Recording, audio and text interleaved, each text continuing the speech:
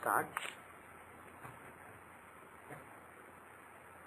Om Gananam Tva Ganapatim Havamahe Kavim Kavinam Upamasravastamam Jyeshtarajam Brahmanam Brahmanaspata Anah Shrunvannuti Dasadanam. Om Shri Mahaganadhipataye Namah. Om Vrishabham Charshaninam Vishwarupamadabhyam Brihaspatim Varenyam. Om Tat Vishno Paramam Padam Sada Pashyanti Suraya Divi Vachakshuratatam. Om Hrim Shrim Klim Hasa Jagat Prasutyai Namah. Om Shlim Shlim Jyotirbrahmaya Namah. Can everybody say after me? Hare Ramakrishna. 3 times. Om Hare Ramakrishna, Hare Ramakrishna, Hare Ramakrishna. Welcome back. Any questions so far? What? Anybody has any questions so far? Yes, go ahead. Looking at some muhurta. Yeah. And this is just a generic question. That for example, Varian says is the chief or the best or things like that. Yeah. Suppose if I have Varian yoga and the yoga are difficult because yoga are difficult. Yeah. Suppose he is badly placed in 6,000 or 8,000. So which one supersedes? So should we consider the yoga placement or the Varian definition itself? Okay. See, first I want to put one disclaimer before I say anything on this. As far as yogas, karanas, etc. are concerned, and their use in muhurtas is concerned, this is a grey area. As far as the classics are concerned, there aren't clear guidelines given. Whereas if you say dasha, sthiti pravesh, for all these things, there are clear guidelines in either classics or tradition. But whatever we say about muhurtas, yogas, karanas, sthis, etc., is basically not clearly given in any classic. It's only something that some elders taught me and I basically reflected on it and I came to some conclusions. Probably they also, the elders who taught me, they also came to their own conclusions. It's not coming from some sage. It's not coming in a clear classic written by one of the Maharshis. So the knowledge is likely to be not completely reliable, unlike the knowledge of other astrology that we have learned. So after giving the disclaimer, what I will say is, it is my view that the names are just guidelines. You can't just go by the name. If the name says that, for example, if the name says great fall, it doesn't mean that that yoga is a terrible yoga. It just gives an indication of the nature of the yoga. It just gives some clues about the nature. That's it. The placement of the Lord of the yoga in the chart is more important. Just because it says Varian yoga, which means a great or chief or important yoga, it doesn't mean if you do something on that yoga, on a day that has that yoga, things will be great and you will become important, etc. It doesn't have to be like that. The Lord also has to be very favorable. And the same is it true for Karna also? Because I just fixed Yeah. Muhurta. Yeah. Some karanas are considered auspicious, some karanas are considered inauspicious. Now, Karna, what happened is the Karna Lord from Akalagna happens to be in the 12th house. Okay. Sun for ascendant in Leo and Sun in Leo. Yeah. The Karna Lord is Mercury in 12th house. Okay. Cancer. But it's a sadhana tara. I'm choosing it Muhurta for something for sadhana, so this is a sadhana tara. Yeah. It is Rohini Nakshatra for Anandata. Okay. So this is a sadhana tara. Okay. So as far as the nakshatra is concerned, there is lot of strength. in the muhurta that she chose. But when it comes to karana, if you see, for example, see what I was going to say was, there are some karanas that are considered auspicious and some that are considered inauspicious. At the same time, the lord of the karana, his placement in the chart is another factor. Somebody who knows just a little bit of astrology may say, oh, you are running Jupiter Dasha. Jupiter is a very auspicious planet. So these 16 years are excellent in your life. And he may say, next 19 years will be Saturn Dasha. Saturn is an inauspicious planet. He is a slow planet. So these 19 years will be bad for you. So that is first level astrology. Very low level, very intuitive, approximate kind of astrology. It's not reliable. We know that Jupiter is auspicious, Saturn is inauspicious, but that is in general. In a particular chart, for a particular person, Jupiter may be terrible and Saturn may be excellent for that person. So without considering those factors, if you just go by the inherent nature of planets, the so-called good and bad, you won't get labeled results. Similarly, when you select a muhurta, saying for example Garija Karna, suppose the Karna running at that time is Garija. It's an auspicious Karna. It's a Karna ruled by Jupiter. People consider it to be a good Karna. So if you think that just because it was an auspicious Karna, things are good, depending on Jupiter's strength in the chart, it may actually be a bad Karna for that muhurta. Similarly, Vishti Karna if you take. Who's the ruler of Vishti Karna? Anybody remembers? Saturn.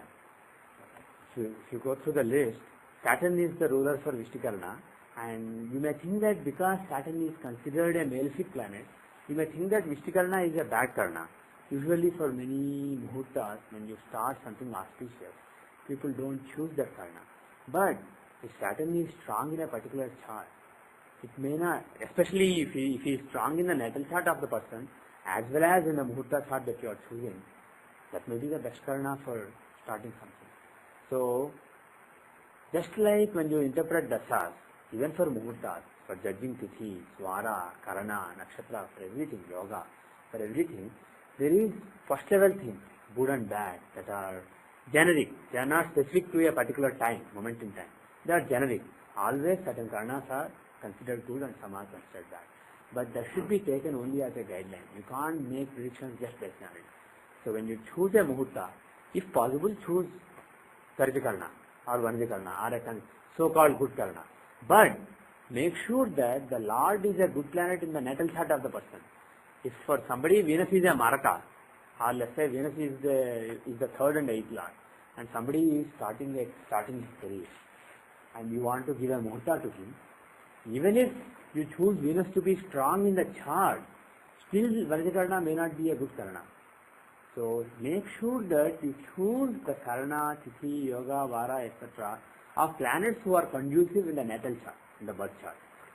Pick the right planet and make sure that those planets who are ruling various divisions of the time, at the time when something is being started, based on Tithi, Vara, Karna, Yoga and Nakshatra, based on the 5 divisions of time. If you make sure that the planet you chose is good in the natal chart as well as in the muhurta chart right now, that will be the best. If that is possible, that will be the ideal.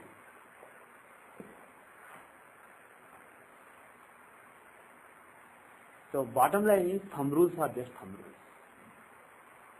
Perfection comes only through elaborate and complicated work. It never comes through thumb rules.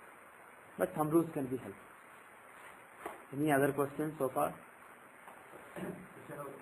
Yeah. Suppose there is no one doesn't have control over most of the time. Yeah. Given by control. Yeah. Is there any guidelines or? If you don't have control, then what guideline can be there? Just go with the flow. If you can't control, if you are expected to do something at a particular time, even if that time is good or bad, if you don't have any control over it, don't worry about it. If you don't have a choice, just go with the flow. Whatever is this time. Don't even look at muhurta after that. What? Don't even look at muhurta after that. Yes, that would be my suggestion. Or if you look at the muhurta, see, what you can do is, if you know that, suppose somebody I know wanted to join a job. She never worked in US. She never actually, I think she worked in India for a year. She got married. She came here and then she was here for a few years.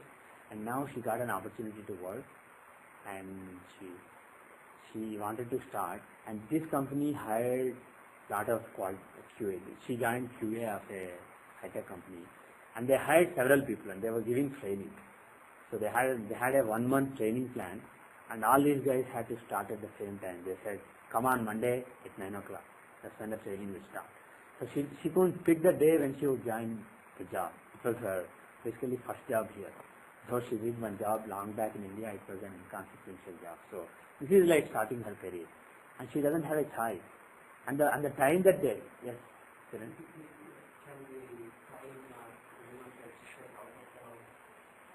Not in my opinion. That is some people's opinion. For the definition of muhurta, some people's definition is when you leave house to work. That is basically the time of joining your work. That is the definition that some people use, including Sanjay ji, including Pandit Sanjay Rai. But my father and many traditional astrologers, they don't consider that to be the time, because you may step out of your home, you may go to 10 different towns, nearby towns, you may visit 20 different relatives and finally go and join. You can't say that because I started at this time with the intention of joining work, this is my muhurta. You can't say that. That doesn't make sense to me. And though some people whom I respect use that view, my view, as was my father's view, is that the moment when you actually enter the new workplace with the intention of being an employee there, you may have entered that workplace long back for an interview or to meet one of your friends there. You may have gone there several times. But this time when you are entering the office, you are entering with the intention of being an employee there. So either that definition or the time when you actually start working. Once you enter, they may make you sit in a room and they may give you some paperwork. So that could be taken as a time. I don't have a clear view on exactly which one, but it's basically one of those times after you enter the workplace. In any case, bottom line is she did not have control over that time. And when I looked at, she came to me and asked me, and this is what they told me, is there anything I can do about it? Any remedy like praying to a particular god or something? And then I saw that the Lagna at the time was Leo Lagna and Sun was in the 12th house, Cancer, in Mankaraka Sthana. So looking at various factors basically, it seemed like the prospects were very grim, very grim. The muhurta was basically a terrible muhurta. If I was picking a muhurta, I would certainly not have picked it. So what can you do? That is her destiny. All I told her was, especially Sun was very weak in the muhurta, because he is Lagna Lord and he is in Mankaraka Sthana. He is in death-causing station. So that means this job may not last for a long time. But at least if Sun is happy, this job may not last for a long time, but her career may last a long time. She may find something better after that. So I told her to pray to Sun, read Aditya Hridayam before she goes to work on that day. After she wakes up in the morning, I told her to take bath, pray to Sun. So if you have belief in such remedial measures, praying to various forms of God, you can suggest based on the weaknesses in the chart. You can pick a particular planet. For example, somebody else when they were starting something, the muhurta was really good, but the 8th house had Rahu. So when 8th house had Rahu, there will be some sudden setbacks, some sudden changes that will happen. You will not be expecting. Suddenly something will be forced on you, some big change, and it will frustrate you. So something that will frustrate you is likely to happen during the course of whatever you embarked on at that particular time, because that is the nature of that time. So if you want a perfect time, there is no perfect time. It comes once every maybe thousands or tens of thousands of years. So you will never get a perfect time. So pick the best available time. And then I told her, pray to Durga. If there is a problem with Rahu, and if you pray to Mother Durga, read like Durga, some stuff, Durga Ashtabama, Durga Saptasati or something. If you can read something for Mother Durga, then there is likely to be less of a problem. It may still be there, but the intensity will be much more toned down. So like that, if you have to do something at a time that you consider bad, all you can do is pray to certain deities, depending on your belief. So that's it. Any other questions? Yes.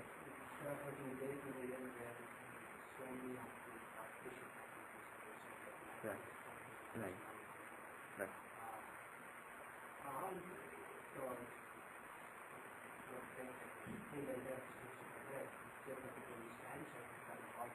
Yeah. now it's possible that every person has like different Yeah. I would say it's yeah. So the question is, the horoscope of the lady doesn't really come. Of course it does. It does. Of course, like I was saying before you came in, when you say this muhurta is a good muhurta, there are some times that are generally auspicious. Generally, for several people, they tend to be auspicious. So there are already so many positive points. So even if the negatives that you haven't considered based on the individual horoscope, even if there are some negatives, overall still it's likely to be overall positive. So such times are favored by everybody. So a lot of people choose such days. But it's not that if you go to a priest and tell him, I want to get married, it's not that he will just randomly pick one of those auspicious times given in Panchanga. He would not pick something and give you. He would pick something. They may not consider things like Kalna, Yoga, etc. But many priests who select muhurtas in India, they at least go use the Tarabalam. They see what is your star. Your star is Anurag. And on this day, this is, let's say, Vishakha. Oh yeah, it is good, it's Paramita. For somebody else, it may be Naidhantara. Then they will not pick. So even if there is a huge concentration of good events on some so-called good days in India, it's not that everybody is doing on that day. Out of all the people, maybe there are 1/12 of the people for whom that day is in general good. But still for them there may be some problems, like Karna Lord may be badly placed, or there may be some issues. The Karna Lord may be well placed in the chart, but he may be bad in your horoscope. They may have picked Jupiter Karna with Jupiter strong in the Muhurta, but he may be weak in your chart. So there may be some weaknesses, but overall it is, these are the days that they give, so that people who don't know a lot of astrology can just pick one day, just check basic things like Tarabalam, pick a day, and then, because several priests in India who do pujas at the temple, they know only little bit of astrology. They are not experts in astrology. They don't know a lot of Shastra. They just know some thumb rules, and they serve people by giving good advice.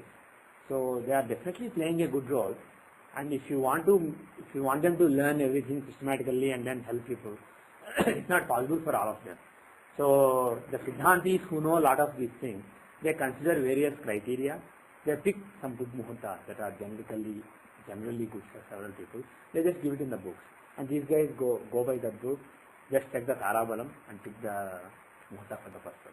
Ideally, you have to even look at Lagna, not just the Panchanga elements like I was saying. The Lagna has to be, if you pick for example Taurus for marriage, it's considered a good Lagna because it's owned by Venus, an auspicious planet and Karaka for marriage. But what if Taurus is 8th house in your horoscope, 6th house in your horoscope?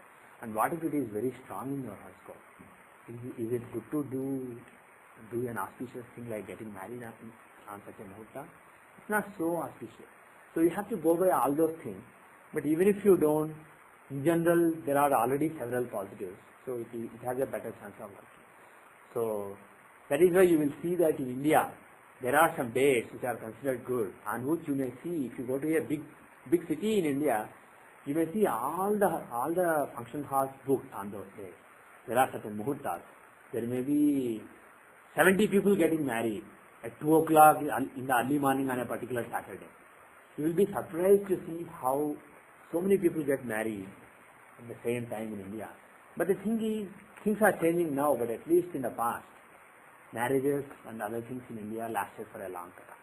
And this whole support infrastructure may have a role. Any other questions?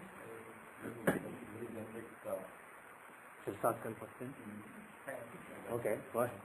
travel when you choose a muhurta. Yeah. If it's a Rahu Kalam, people usually then say, okay, at least keep your luggage outside, but as if you are starting before Rahu Kalam starts and then you do it. So what is your take on such things? Is that what is the actual starting time or I don't really have a view on it, but there is a tendency to cheat in several things, and cheating never works. That is my take, basically. so what is the thing that If you believe that the definition of starting the travel is going out and then actually starting it, if that is your definition, then make sure that, and if you want to do it before Rahu Kalam, do it before Rahu Kalam. Just because you go and put your suitcase outside, come inside, watch a movie and then go after 1 hour, it doesn't mean that you started 1 hour. I know people do it, but either if you believe in it, either follow it. Otherwise, just take it easy. If you find a workaround and if you think that you are smart and you cheated the system, it doesn't work that way.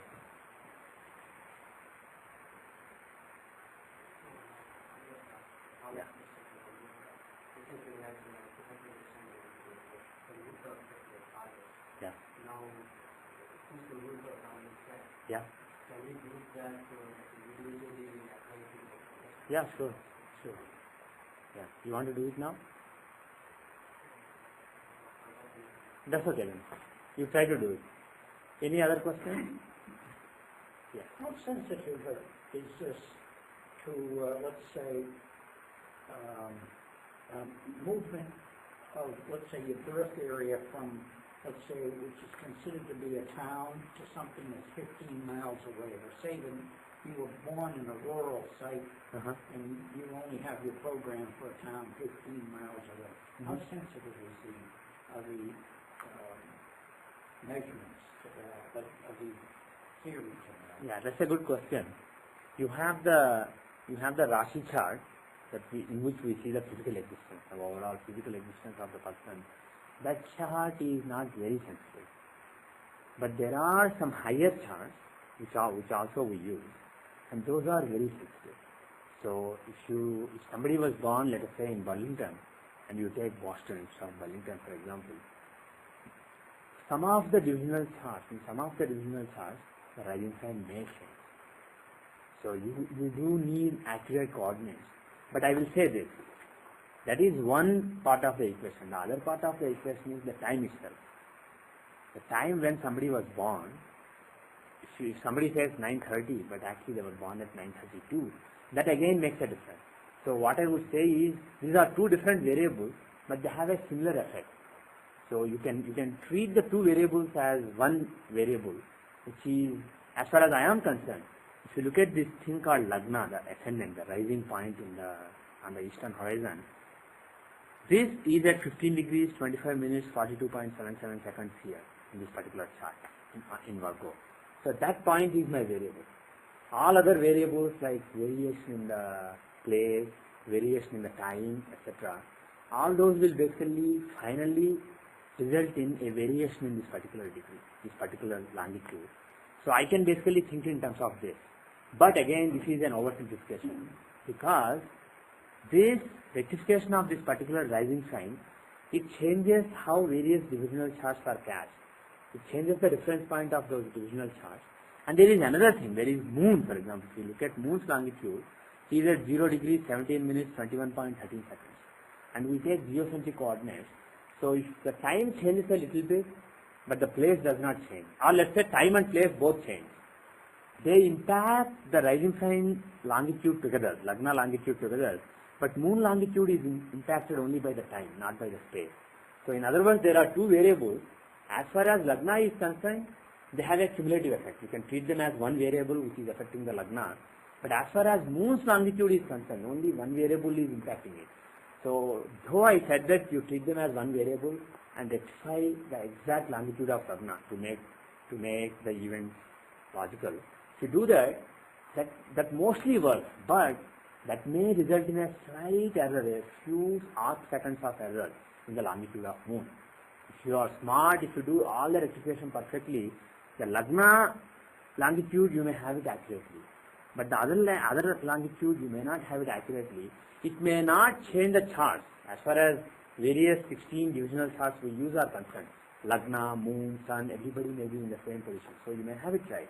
But when you look at the dasha, the periods into which the life is divided, there may be a couple of days of error. So when I mentioned earlier that I rectified, apart from rectifying the Lagna longitude, I rectified moon's longitude in my case, so that I realigned the dasha. Basically, I realigned both of them separately, my divisional chart and my dasha, and then I could make sense of various events that happened in my life up to the hour, sometimes up to the half hour. So if you want to engage in that kind of activity, you absolutely need both the time and the space accuracy. But if you don't need that kind of accuracy in using the period, you just want all the 16 charts to be accurate, so that you are making predictions, you just want to see how is this week, how is this month, etc. If you want that kind of resolution, then you can club both the variables together and work with basically one variable instead of working with two variables. But if you want to do micro astrology, really precise astrology, you definitely need an accurate time and place. Okay, now I'm going to use those precise words, true astrology and really precise astrology, because my interest is to use astrology, let's say, if you can precisely define where the person was, Yeah. but you could only precisely define the day and not in no time in the day, could you use the characteristics that we know of this individual, things that happened that meant he was outstanding, and back up to get a likely or most likely time of birth, instant of birth? Right. I suspect that a really technologically advanced approach like yours probably could do that. Well, what my take on that is, if you tell me that somebody was born between 9:30 and 10, let's say. No, you only can do that. I know. Let me finish my thought. If you give me half-hour window, even within half-hour window, there are thousands of totally different profiles that are born in terms of various variables that we have. There can be thousands of totally different people who are born during that half hour. Still, based on the events and based on the characteristics of the person, I may be able to reverse engineer and find the precise time. But if you tell me the whole day, there are just so many hundreds of thousands or millions of profiles that it is very, very difficult for me. Yeah. There may be some cases where I will be able to find a solution, but I cannot guarantee it. It is very, very difficult if you just know the day. Yes, I agree. I at least need the local region of time, because there may be, see, if you look in terms of global maxima, local maxima, etc., you may think you found a match, but it may not be a match. Some things may make sense, but some things may totally break down. So it's a very tough iterative procedure. It is not guaranteed to give a result. You may know only the date. It's very tough. But if you tell me the hour or half hour when he was born, I have a very good chance of finding the right time. Well, I was thinking of the problem. Let's say you knew somebody was born April 17th, Right. 6 BC, on the northwest shore of the Dead Sea. You can even be, that's a pretty big area, but you can be precise and say, in the precisely known site of Qumran. Okay. So that's very precise. Mm-hmm. And you say the characteristics of this person, some might be well known because it turns out he's historically been identified. Let's suppose somebody said this could have been Jesus Christ. So there's quite a bit of information about the individual. Right. Then you could say, well, there's quite a bit of historical or near historic information that the date was found by somebody saying they ran a computer like yours back and found certain things happening on that day. So you could maybe guess that the Magi who said somebody important was born may have been observing this right at the precise time that they noticed a conjunction of some sort. So that would give you a nighttime. See, if you are talking about somebody special, Yes. a great person, for example, Right. the chance is higher, because you would expect based on the achievements of the person, based on what the person did in this particular life. I may expect certain yogas in a chart, so I may be able to figure out the 2-hour window first. See, there is a rising sign which changes once every 2 hours. In the 24 hours, it goes around the zodiac, the rising sign, the eastern horizon. So I may be able to find the sign that is rising on the east. If I do that, I have a 2-hour window. Once I have a 2-hour window, I have a better chance of finding out the actual time. So if it is somebody very important, maybe I have a chance of finding it. sometimes, even if it's not somebody very important, if some clear physical characteristics are known, I may be able to guess the lagna, guess the rising sign, and then go from there. So I'm not saying that it's impossible, but all I am saying is, in some circumstances it may be possible, and in some circumstances I may work hard, but I may not be able to convince myself that this is the only possibility. So that is the thing. I cannot guarantee that I can exercise the time given only a day, but it is possible. I was thinking, let's suppose you knew that this was an individual who had a tradition of being a great teacher, a great healer, a great person. Not a God, maybe. Right. Maybe not a God. Well, everybody is God, according to God. And you could factor in other very likely historic facts, or close to facts. Okay.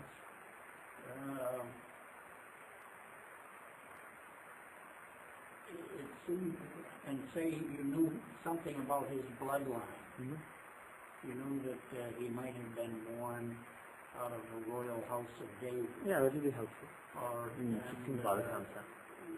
the royal house of David would be a founding line of Judaism. Or and you might know something about his mother. You probably would know something about his wife. And you would probably... What I was trying to say is, in this particular case, you are saying you probably know. But suppose I clearly know, there is somebody more recent, somebody who was born in, let's say, 1950, a big political leader, and they don't know the exact time. They only know that he was born sometime in the morning on that day. I know everything about his father, his mother, his grandfather, his grandmother, his career, everything I know. His wife, his children. Apart from his wife, he may have other affairs. I may know everything about everything. But still, I may not be able to find the exact time. Because I cannot search. There are so many hundreds of thousands of moments. Because I need small quanta. If I look at those small quanta of time, there are so many possibilities. It is not possible for me to exhaustively go through each of them. So I need a hierarchical approach, where I first fix the 2 hours, then 14 minutes, then maybe 10 minutes, and then go down. And that approach, hierarchical approach, may or may not work. So if you tell me, was he born at 2:17 a.m. that day? Was he born at 4:29 p.m. that day? I may be able to give a clear yes or no answer. But I don't have a clear algorithm which allows me to perfectly fix the time. This is in cases where the data is not speculative. You know the exact day of birth, though not the time. You know the place of birth, exact longitude, latitude. You know a lot of details about the person. What I am saying is still the subject that we use is not so systematic that I can definitely narrow down on the time and say this is the time. I'm not guaranteed to do it. Unless I am in the vicinity. I'm in the vicinity of the time. Let's pick another historic individual. Okay. Let's say we pick Yitzhak Rabin, of whom there was a prediction a year before he was assassinated that he would be assassinated. And he said, well, it's written in the Bible. If it's in the Bible in code, then there's nothing I can do about it. A year later, he was assassinated by a fanatic Jew. It's known the precise instant of his death. Probably we could get historic access to his birthplace and possibly his birth moment. If we have his birth moment, then we can do something about it. It seemed to me that it would be interesting to run a program on an individual like that, where it was known a year in advance, put in print. Not that John F. Kennedy was killed, but Yitzhak Rabin will be killed. Right. And on that printout from a computer, based on the first 5 books of the Bible, once he was killed that day, their intelligence agency went back and looked and found the name of the killer on that same printout, picking every nth letter of the Bible. So there's something, I think, rather special about a situation like that that might be detectable by this type of an analysis. That might be. And if you, like I said, if you have the time, the moment of birth, when it happened, we can definitely look at it.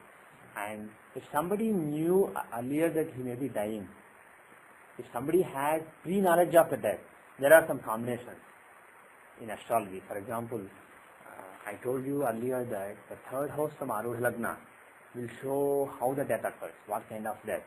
If it is somebody killing him with a violent weapon, you would expect Mars or Rahu, etc.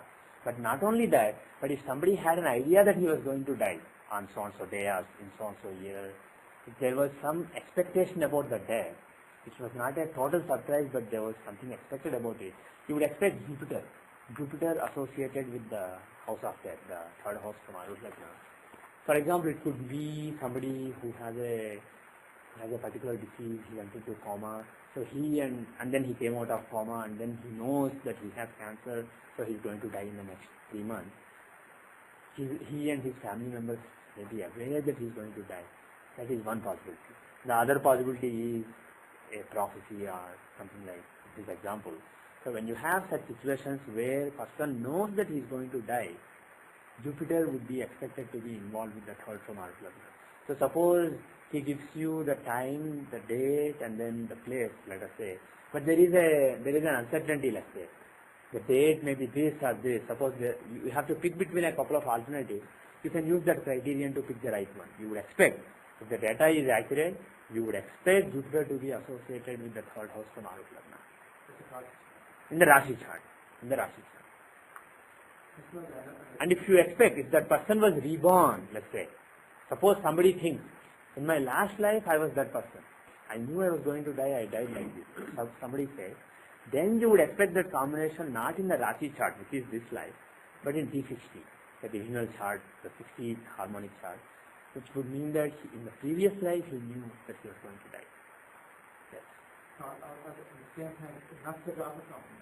Yes. This is not, if you don't know the time or Yeah. you don't, so Yeah. what comes Prashna?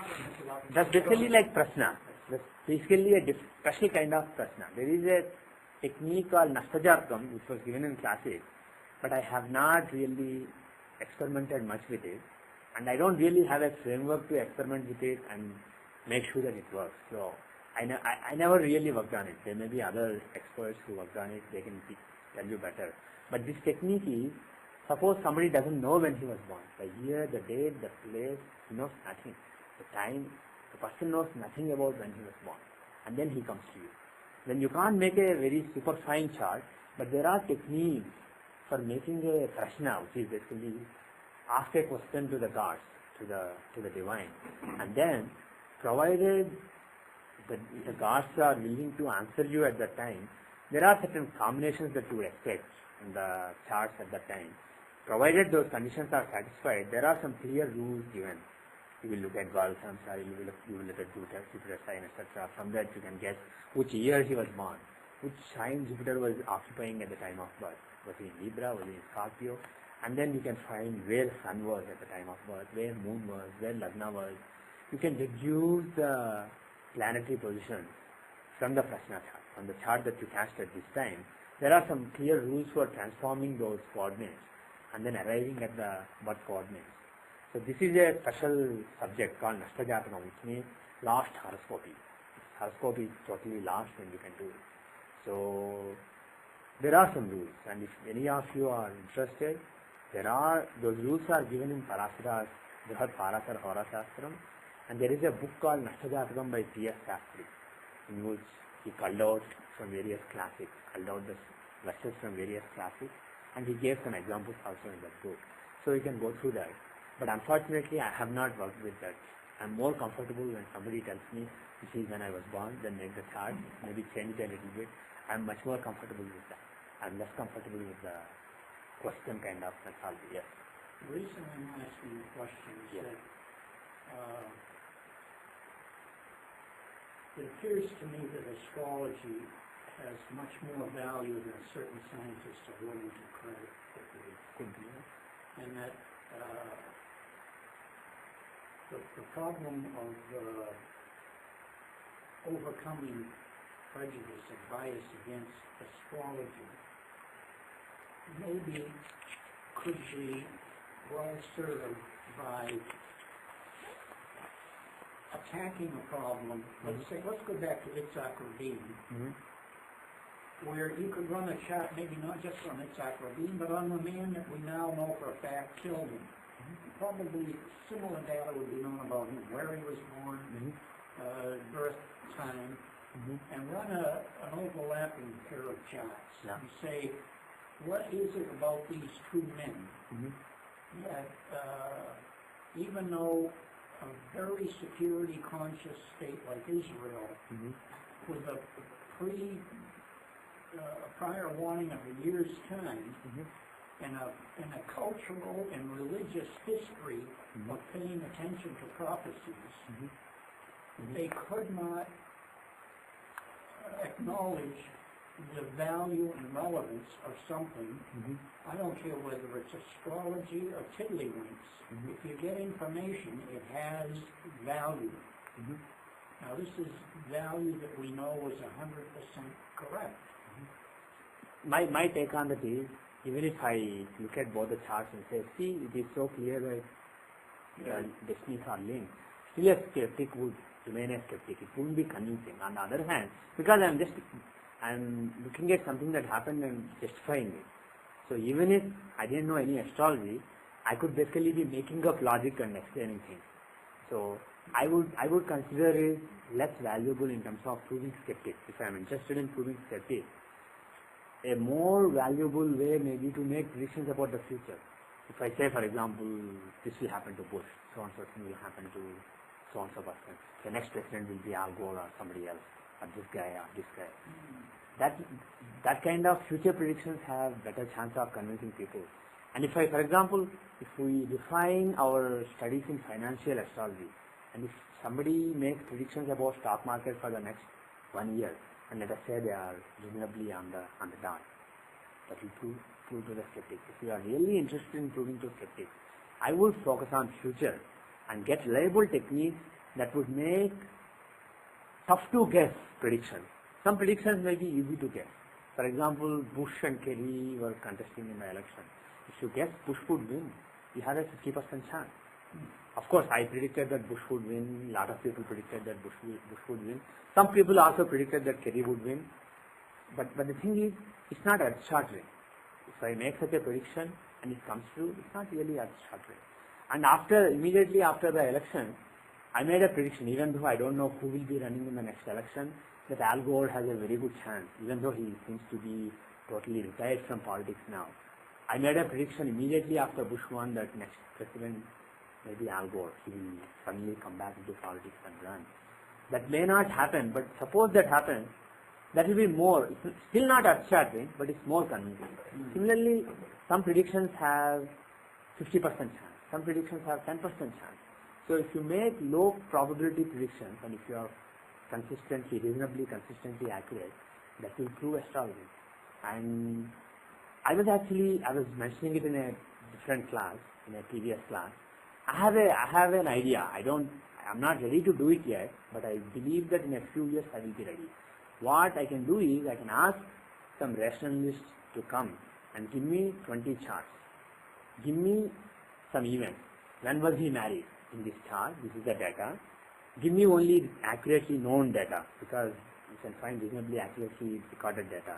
This guy was born at 2:32 a.m. on so-and-so date at so-and-so place. He was married on A, May 27, 1997, B, May 28, 1998. Give me 5 options, and then do that in 20 charts. And if I was just randomly guessing, out of 20, I am expected to get only 5 right. But if I get 16 or 17 out of 20 right, that should tell you that there is something to this subject. So that kind of exercises I am interested in doing in the next. I am not ready yet because I am still refining my understanding of various things. But I believe that in a time of 5 years, I will be ready for such exercises, and we can take on people who don't believe in this subject and try to convince the skeptics. But I believe that that kind of activities, which are either predicting things that you don't know or predicting future, like stock market or important world events, those have a better value in convincing skeptics than looking at something from the past and justifying it. But that is also of interest to us. We are engaged in not only people of the last century, but we are interested in horoscopes from 5,000 years back. there are mythological or historical figures from, for example, Indian mythology, some events that are supposed to have happened 5,000 years back, that some people treat them as just mythology, just stories. We are getting archaeological evidence as well as astronomical evidence in recorded works of those events. And we want to find the exact date and time of such people. Because some good hints are given in classes. For example, let me give the example of Sri Krishna. We believe that Lord Vishnu, he's a Hindu god, he took various incarnations.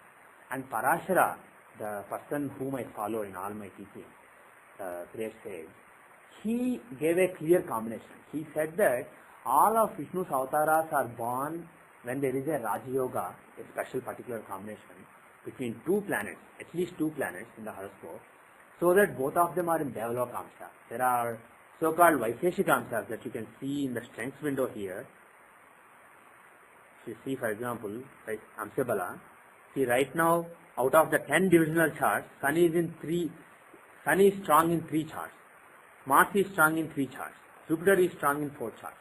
So, Devalokamsa means the planet should be in own sign or exaltation sign or Mula Trikona in 7 out of 10 charts. So, that is a very rare occurrence even for one planet. To get 2 planets in Devalokamsa is extremely rare, and then to get them in a yoga, in a special combination together is even rarer. It's not something that you find every day. And Parashara taught that Sri Krishna and other avatars of Vishnu have that combination in their chart. So that's a very, very rare combination. So if we know roughly when Sri Krishna was born, we can search in the vicinity of those. But the thing is, there are still a few variables in our understanding of the knowledge. Once we figure out those remaining variables also, we will be in a position to solve puzzles like that. So we are interested in past and justifying it, but I don't see that as a way to convince the skeptics. I have other ideas regarding convincing skeptics, but I'm not in a hurry. I have a long time to do what I'm destined to do, if I'm destined to do it. So You use it with the stock market and people make money.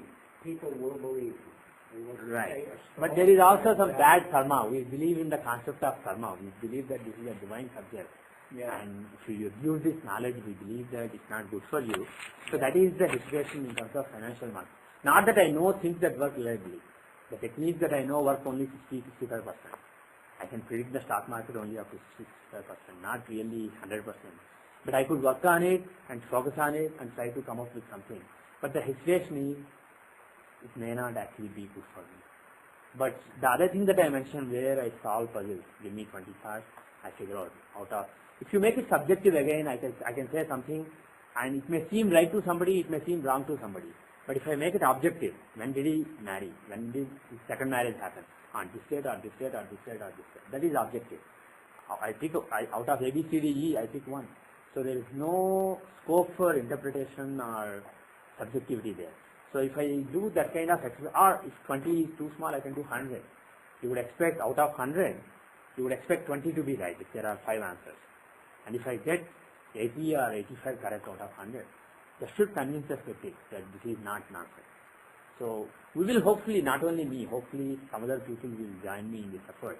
We can have a group of astrologers, not just one guy, but a group of astrologers attempting these puzzles, and if one guy gets 70 right, one guy gets 90 right, one guy gets 80 right, but the average, let's say, is 85.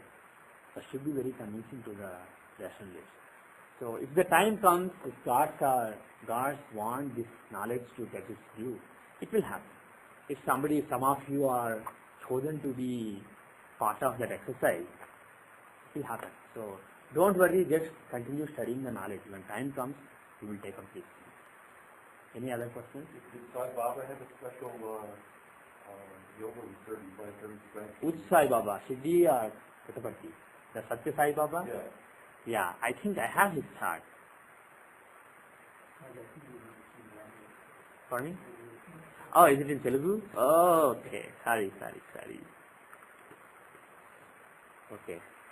Glad you reminded me. English. Okay. This is the chart of Sai Baba.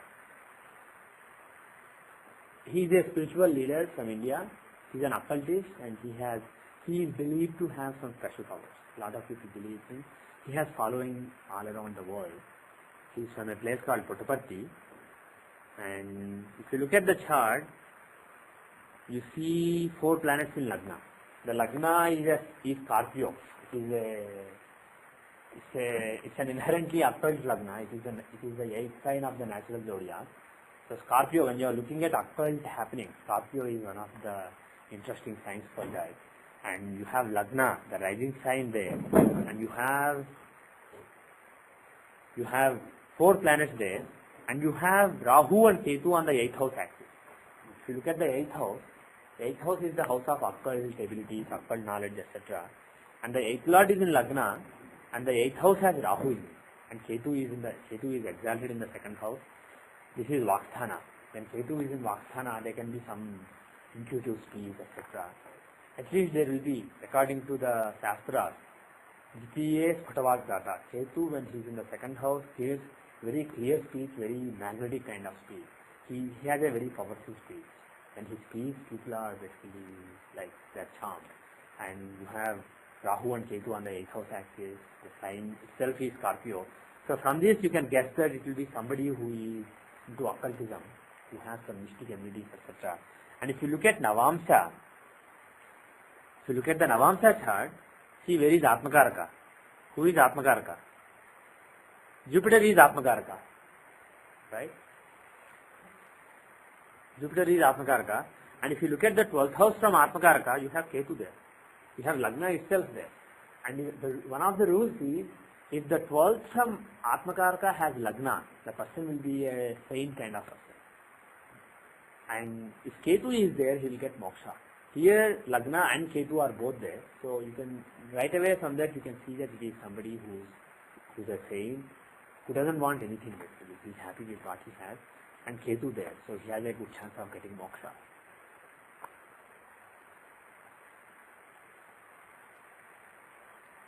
If you see Ramana Maharshi, that is a really, when you are talking about people with moksha, people who have a chance of getting moksha, who are on the verge of moksha, Ramana Maharshi's chart is a very interesting chart. If you see his chart, you can see that again in his chart, you don't see 8th house really standing out. I mean, 8th house has strong Mars, but you don't have Rahu, Ketu, etc. associated with the 8th house. He's not a man of miracles or mystic abilities, powers, etc. But if you see the 10th house is the house of karma, what you do in the society, what you achieve in the society. If you see that house, Atmakaraka is there. Atmakaraka along with Ketu is there in the 10th house. So, by looking at Moon and Ketu in the 12th house, in the 10th house in the Rashi chart, you can say that his work in the society is that of compassion. Moon is the planet of compassion. He is Atmakaraka here. So he will show kindness, compassion and motherly love towards all the people around him. And Ketu is there, influencing the 10th house. Actually, Ketu has a parivartana with the 10th lord. So because of it, you can, yes.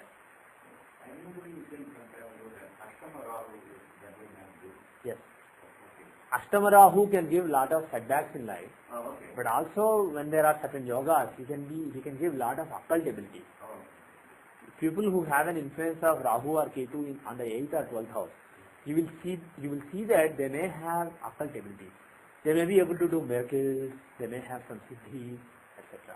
When you are talking about siddhi, the ability to do some miracles, as far as the material world is concerned, those siddhis are seen from moksha trikona. They are from the 8th and 12th house. 4th, 8th and 12th, especially 8th and 12th house, are the house of various siddhis, miracles, mystic powers, etc. And if you see Rahu or Ketu in the 8th house, realize that ability may be there. It can also be lot of setbacks in life, etc. It could be either. You have to look at other things. For example, in this chart, some Moon and Ketu, we know that this could be somebody who loves everybody, who gives love in the society, and some mystic who does it, some saint. If you know that, to see more about his activities in the society, you can go to Dashamsha. Rashi is only the physical chart. This is the chart of professional environment. See the Lagna here. How is the Lagna? It has Ketu in it. Lagna has Ketu in it. So it could be somebody who is basically a mystic. Ketu in Lagna shows a detached person, a mystic, etc. So this could be a mystic, or this could be a totally detached person, etc. And look at the Ansha rulers. We talked about Dashansha rulers, right? See, the planets who are in the 10,000 Rashi chart, moon, that moon is in Anantamsha here. And if you see the Ketu who is in Lagna, that Ketu is in Ishana Samsya. Ishana Samsya shows religiosity, etc. Praying to God, etc. And you see that the 10th Lord, 10th is the house of career. 10th is the house of the work that you do in the society. Where is the 10th Lord Venus? He is in the 7th house with Jupiter, with the 12th Lord Jupiter and also with Rahu. So you have the Jupiter and Ketu influence on the 10th Lord Venus. And how is that Venus? Which Amsha? He is in Anantamsha. So you see that Venus, the 10th Lord, is in Anantamsha in this chart. And Moon, who is in the 10th house in the Rashi chart, he is also in Anantamsha. So you have a lot of, several planets in Ananta Samsha and Ishana Samsha. 1, 2, 3, 4, 5. 5 out of 9 planets are either in Ananta Samsha or in Ishana Samsha. So you can conclude that this is a spiritualist, but not just somebody who does meditation and doesn't do regular pujas, etc. Because Ishana is also there. He goes to temples, he does puja, etc. He is a religious person as well as he is a spiritualist. So you can, looking at the Dashamsha and Rasi, you can conclude that this will be some kind of spiritualist. But the important chart is Navamsha. See Navamsha, Atmakaraka moon is in Gemini. Who's in the 12th house from him? Ketu, he is alone. In the chart of Sai Baba, Ketu is with a malefic Saturn. But here, Ketu is alone. There is no bad influence on Ketu. Of course, Mars is affecting it. What influence of Mercury and Venus connection? Yeah, Mercury, Venus are benefits. According to Parashara, if the 12th house from Atmakaraka has Ketu, and if either there are no aspects on him or only benefic aspects, then the person gets moksha. If there are malefic aspects, he may be close to moksha, but he may not get moksha in this life. He may have more lives to go. And here, there is a negative influence of Mars. He is aspecting Ketu. If you look at who are aspecting Ketu, highlight Rasi. If you see, Mercury is aspecting Ketu. He is a benefit. Why is he a benefit? Because he is alone. Venus is aspecting him. He is alone. I mean, anyway he is a benefit. Mars is aspecting him. That's the only negative thing. Because of it, you may doubt that he may not have got moksha in this life. But definitely benefic influences are more. And that Ketu is really strong because he is in a friendly sign. And because he is alone. So there is a pretty good chance that he got moksha. This is a very good example. So you will see, when you see spiritual people who are very close to getting moksha, who are almost liberated, you will see that, or who are liberated but came back just to benefit the humanity. Some people are already liberated, but still they come back and then they go back again. And once they come back, once they are born in this material world, in this so-called Mrityuloka, at the beginning they are not liberated. They may be liberated before, but once you decide to take birth here, there are all kinds of bondages. Mother, father, all these bondages will be there.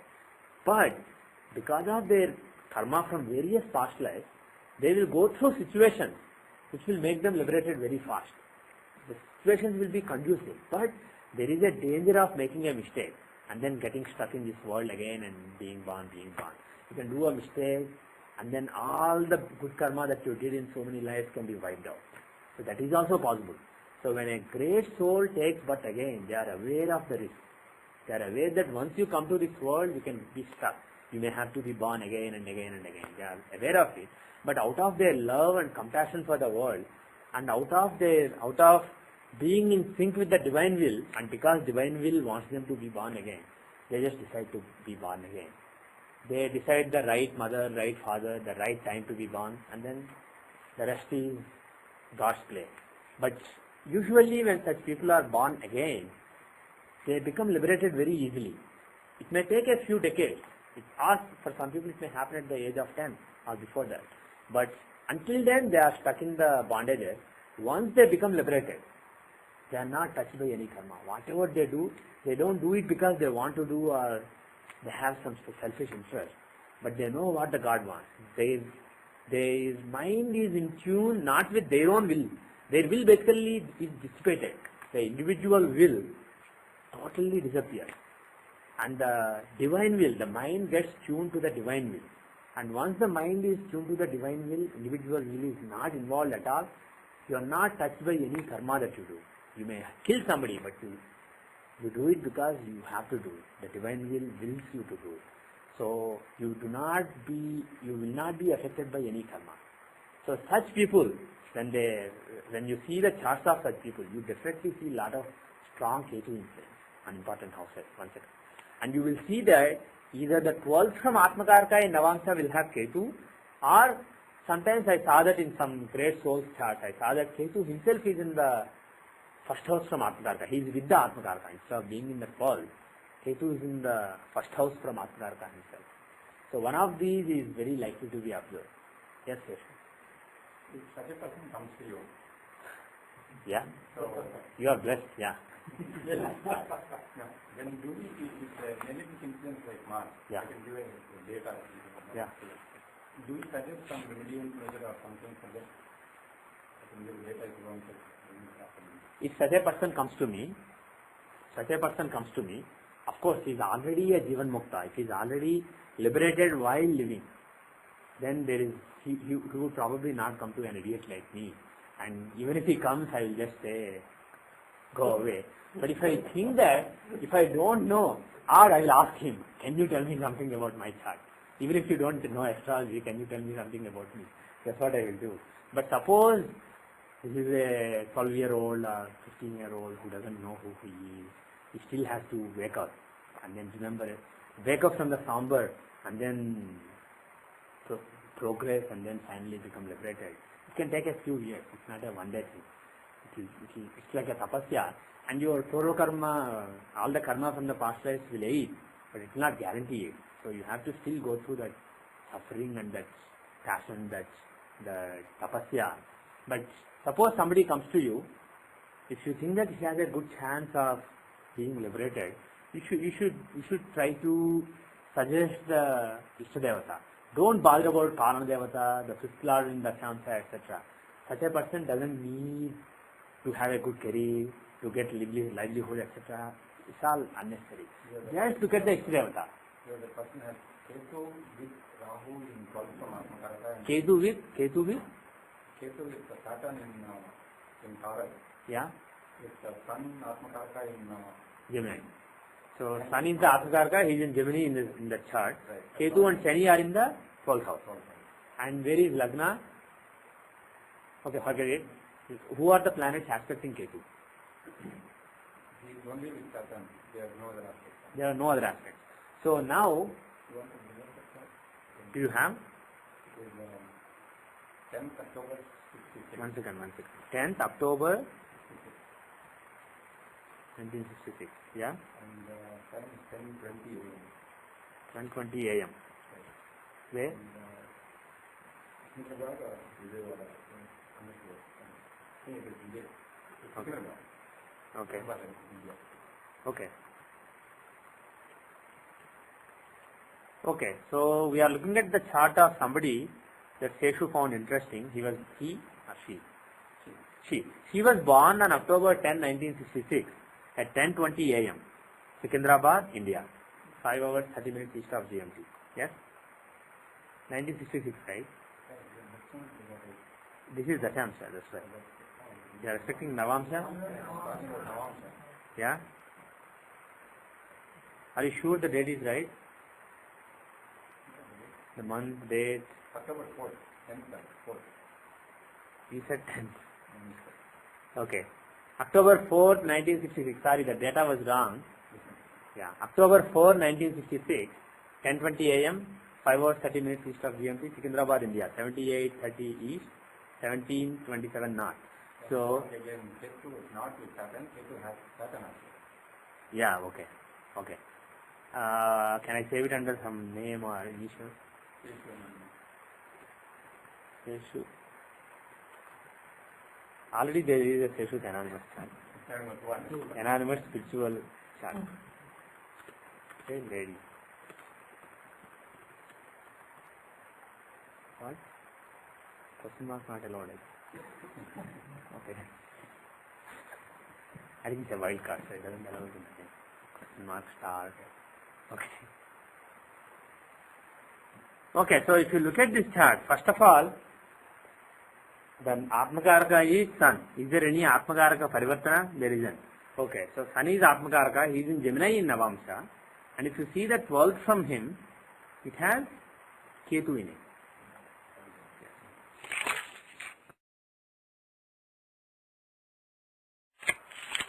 So Ketu is in the 12th from Atmakaraka and Saturn is affecting him. Saturn is the only planet who is affecting Ketu.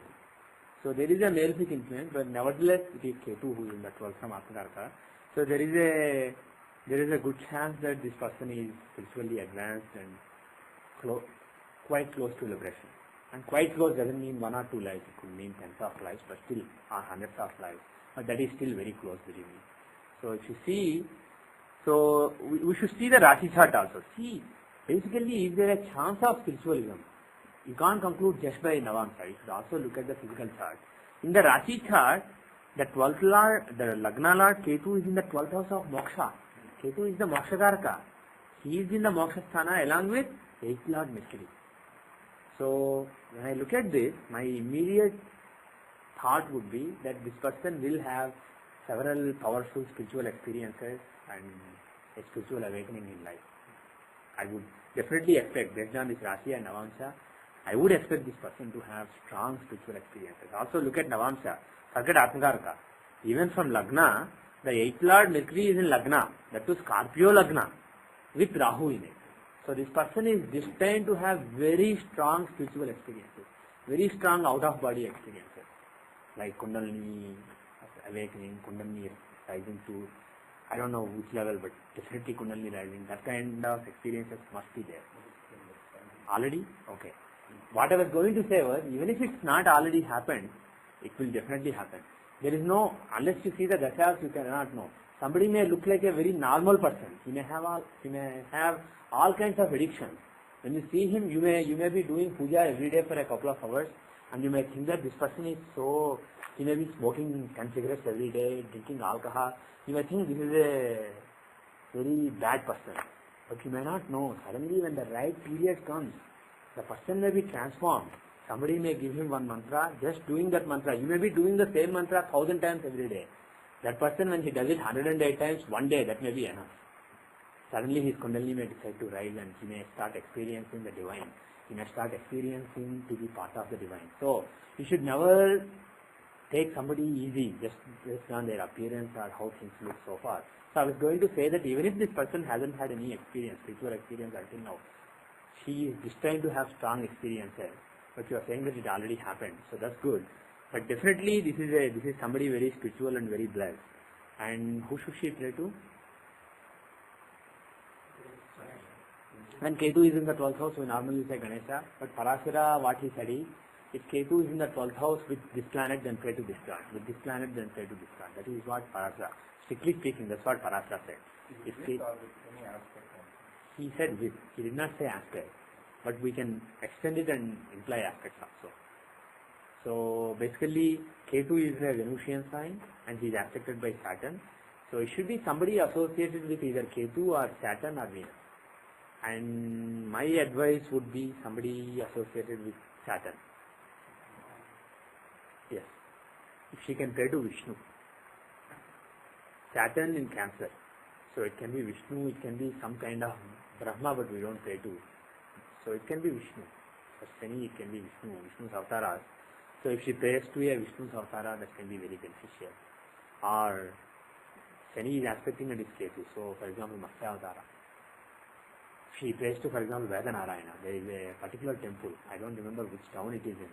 But there is a Vedanarayana temple in Andhra Pradesh, somewhere in Andhra Pradesh or Tamil Nadu.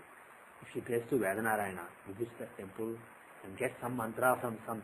See, when the right time comes, somebody will come and give her some mantra. I am nobody. But if she prays to, my judgment based on all the factors is, if she prays to Vedanarayana, it's a form of Narayana who is basically the Lord of the Vedas. It's basically associated with the Matsya avatar. So if she prays to Vedanarayana, using a proper mantra, which I don't know, which I can't think of, if she prays to Vedanarayana with a proper mantra, that will really take her to the final height. And unless I'm just curious to see Vinchamsa also, because that is the chart that shows spiritual experiences, etc. And see the dasha, see again Rahu Ketu in the 12th house. So, just like in the Rashi chart, Ketu in the 12th house, Ketu is in the 12th house in this chart also. If we see the dasha that she is running right now, if I see Vinchamsa Narayana dasha, she is running Scorpio dasha, she is running Cancer dasha. Cancer is a very important dasha because it has the 12th Lord Sun and its Lord is in the 8th house, Moon. So this 99 to 2002 is a very important period, and right now Gemini is running. This is an interesting period. This is the 10th house, Mercury 10th Lord in the 10th house. So this will be a period when she is not just content doing her sadhana in a closed room, but this is a period when she will do something for the world to increase the spirituality around her, advise people, give the right updata to people so that they are on the right spiritual path. Showing light to people will be, she should, if she is not already doing that, she should try not to basically be hidden in a small room, but come out in the open and try to help people within her ability. Everybody has certain abilities. We can help people irrespective of who we are. So because she is running Gemini dasha, she should definitely consider. Also Scorpio is an interesting dasha because its Lord is in the 12th house. So both these dashas are very interesting from the point of view of experiences. But this is the dasha when she has to do something in the society.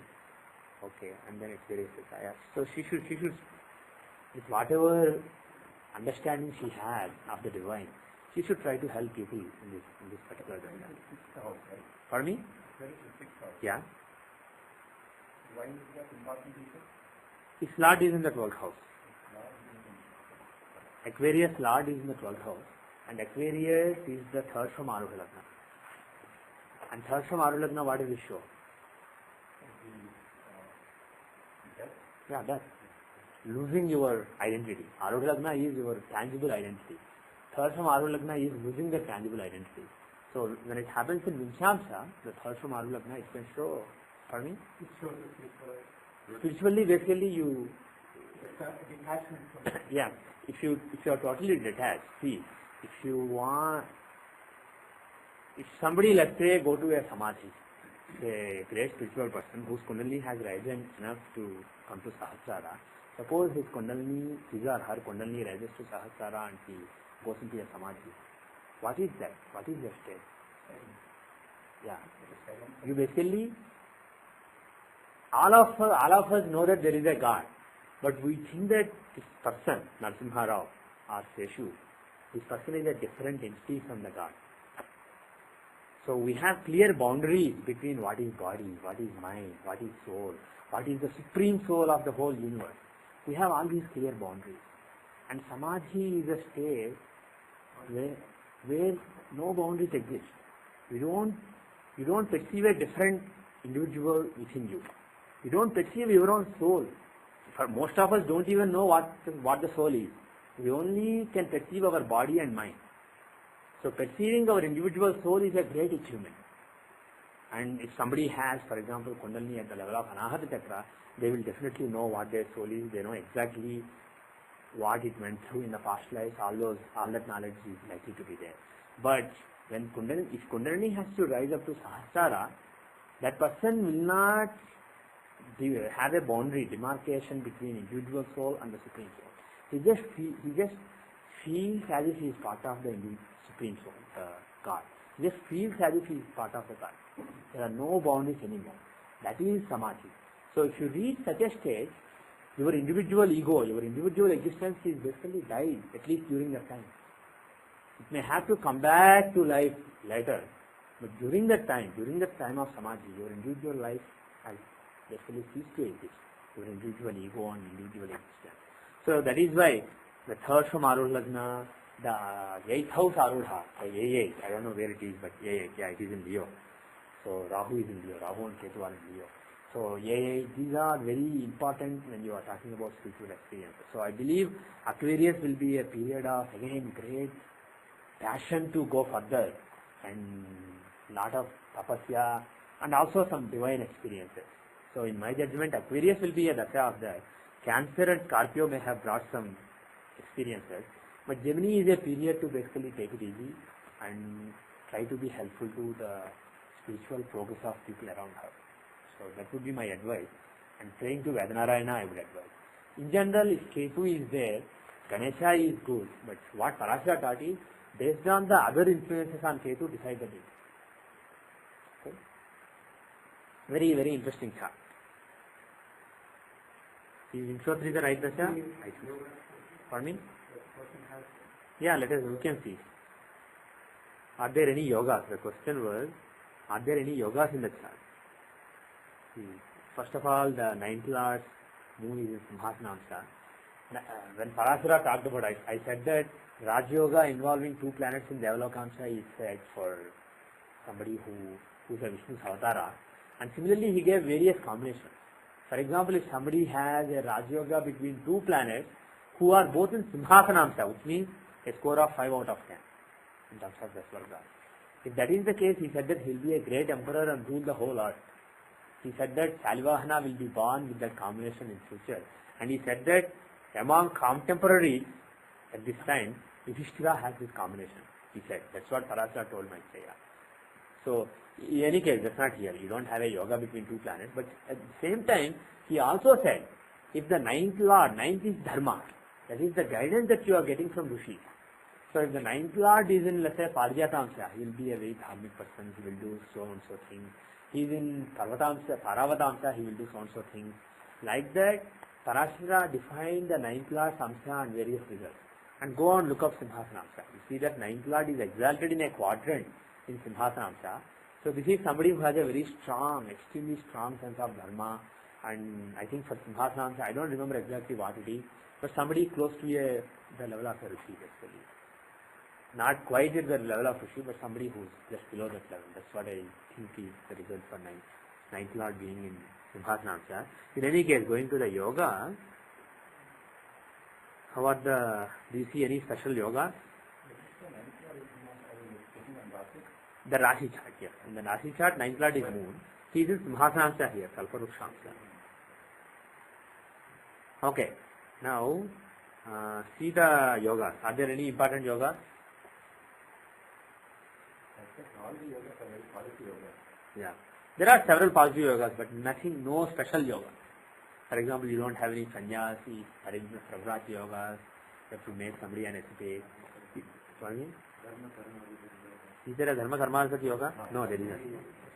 There is no dharma karmasati yoga. There isn't any special yoga that you would expect. But you have various yogas. For example, Moon and Jupiter, two trine lords, they are giving two good yogas, Chamara yoga and Mridanga yoga.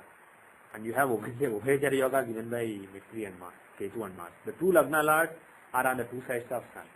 So Lagna lords are giving Ubhayachara yoga. So there are some good yogas. There are also several Rajsambandh yogas. There is a Vipetara yoga. So there are some yogas. But if you ask me, the biggest yoga is the Lakshmi yoga. Why? The ninth lord, Jupiter. Ninth house is associated with two exalted planets. Ninth is the Lakshmi Sthana. That is where Lakshmi lives. The blessings, the prosperity. That's what Lakshmi gives. And she lives in the ninth house. And you have Jupiter exalted in the ninth house, a trine lord. Another trine lord, Moon is also exalted. So basically both the trine lords are exalted.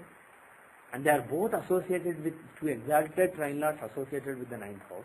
One is in Uttamamsa, one is in Simhasanamsa. Both are in very, very good Vaisheshikamsa. So they are quite strong. So being given by such strong planets, such a strong moon, the Lakshmi Yoga is very, very interesting. So she has the blessings of Sri Mahalakshmi. So basically what that means is she gets good guidance. She has the right direction. And when she needs something, somebody will come and help her. She has those blessings. She doesn't have to struggle hard for certain things in life. Things will come easily because Mahalakshmi's blessings are there. If you ask me, that is the best yoga. But you should realize that these yogas are not the only thing. See how the combinations, planetary combinations are in the Vimshamsa chart, in the Navamsa chart, in the Rashi chart, etc. And if you are curious, of course, we don't know if Shashtamsa is accurate or not. If you want to know what the person's previous background was, you can look at the Shashtamsa. And we don't really know if this is accurate. Yeah, it is 38 seconds earlier the Lagna would change. So that is just we are not really sure. But if the person Somebody with strong spiritual experiences is likely to know, maybe not now, but at some stage, she will remember about past life, not just one past life. Because if you want to get moksha, various experiences, various painful experiences of past lives, they have such strong imprints on your soul that they are like a bondage basically. They are a bondage for your soul into this individual existence. If your soul has to break out of this bondage and become part of the Paramatma, the Supreme Soul, it has to basically clear those bondages. And if you, obviously in the past life when that pain happened, could not clear that bondage. Some bondages it may not have experienced the pain, but some pains it would experience. At least that experience in several lives. So all those bondages have to be erased before somebody becomes liberated. So if not now, at a later point of time, she is likely to re-experience various painful events from various past lives. That immediate several past lives, the death experience, various other painful experiences may come back to her as dreams or as awakened dreams. And then, if she knows something about her past life, if she tells you, I had this vision, this is my past life, then you can try to rectify this lagna. And the guideline is, take the Aruh lagna as lagna and see what, judge his heart and see what she did in the past life. And that analysis may not be helpful in most cases, but with a spiritual person like her, who is likely to have mystic experiences, you are likely to get some clues. So when she tells you something in future, you can work on her past life. Okay. Any other comments? When you said, when you talked about Atmakara, you said was there any parivartana? I don't really know. If there is, I don't really know if there is a significance. I mean, if there is an exchange between one Atmakarka and another, when you are looking at moksha and other things, should you take the original Atmakarka or the changed Atmakarka? I'm not 100% sure.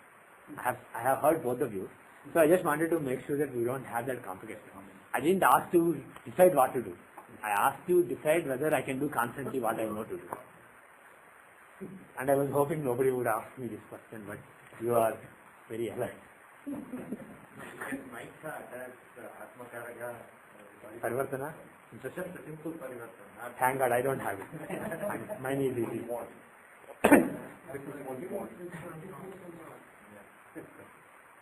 That is Now that we start the previous Ravan chart, Ravan Bhashi, yeah. if we know the equilibrium time, then we can see anywhere in the chart. Can we see that whether it's really achieved the moksha?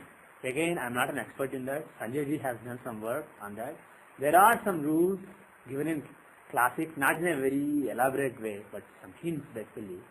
Based on what Sanjay ji has developed, hints coming from classics as well as from tradition.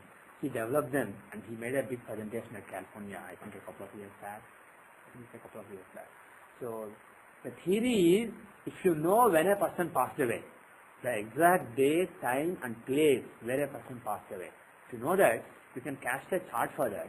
And there are some clear rules to decide what the person would do, where the person would go. The person may still hang around. The soul, the body decays. Soul has been cut off from the body. So body will naturally decay, but still soul may hang around. It may have various bondages pulling it out. So it may not still be ready for ascension into other worlds. So soul may be stuck here for a few days, or a few months, or a few years, or a few hundreds of years. All of them are possible. So soul will be stuck for a certain amount of time. Then it will go to some temporary place where it will stay for some time. Then it will be decided which loka. There are 14 worlds. There are 14 different states of existence. 7 worlds which are lower than the world that we are living in, and 6 worlds which are higher than the world that we are living in. The world we are living in is basically kind of like middle ground. So there are higher states of existence, there are lower states of existence, and overall there are 14 different worlds. So you can tell to which world the person went. When you go to the lower 7 worlds, basically that means you are a sinner. When you go to the higher worlds, that means you have done good deeds overall in this life. So after that, several years or decades or centuries or even millennia can be spent in those worlds based on all your accumulated karma. And then again, birth may have to be taken. a rebirth may have to be taken in one of the worlds. So the exact sequence of where the soul lives and for how long can apparently be figured out. And Sanjay ji presented something on this with some examples. He took some examples of great saints and sinners, etc. And then he illustrated his teaching. And unfortunately, I'm not an expert in that. And again, these are things where you don't have a way to verify what you are seeing. These can only be speculative studies. And unfortunately, no single person can define it to the fullest extent. But it has to start. So somebody like Sanjay ji, when they started the effort, people like us have to learn and try to refine it using our own intuition, using our own sadhana. But take it with a pinch of salt for now. So I don't really know for sure. Analysis between the chart and No, actually there are different rules. You see the so-and-so house, the oral art. So various parameters are there. There are several parameters that are used for seeing various factors. Whether he is going to Deva Lokas or Pitra Lokas, whether he is going to higher Lokas, lower Lokas, whether he will hang around more, etc.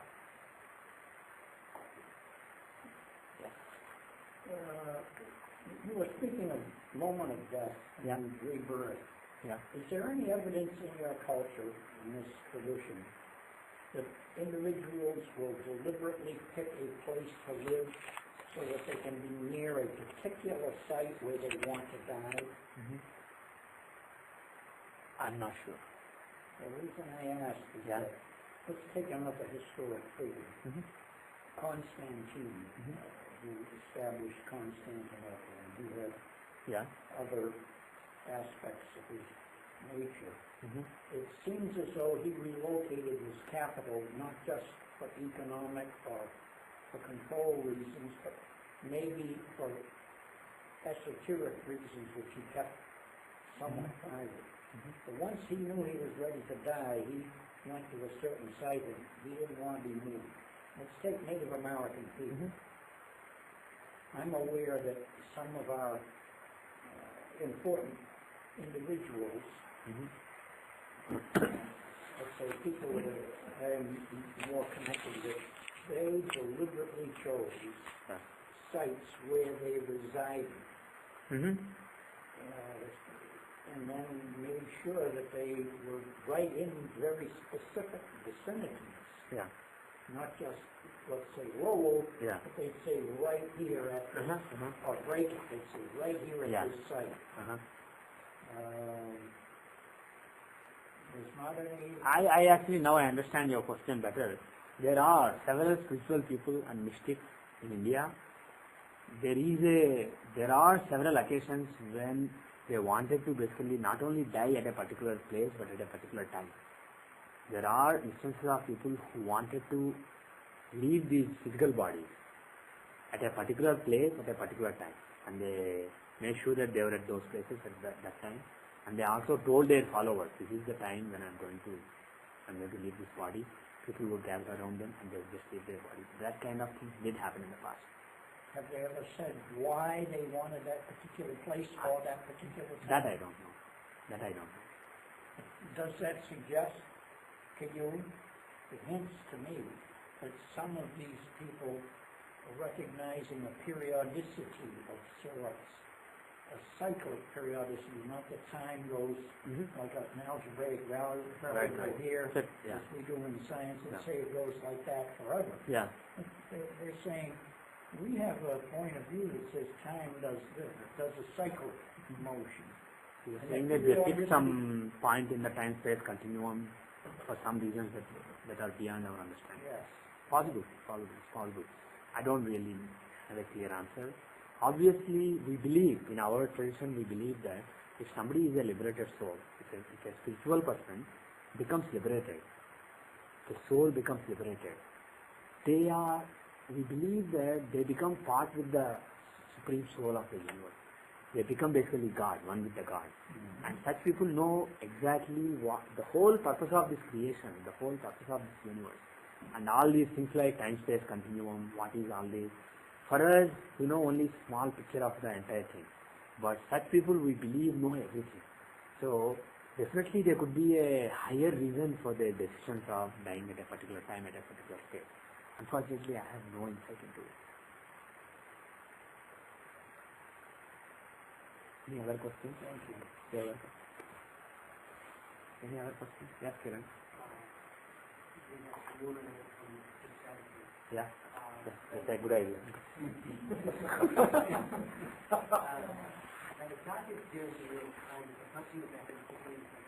Yeah. Yeah. Yeah. Yeah.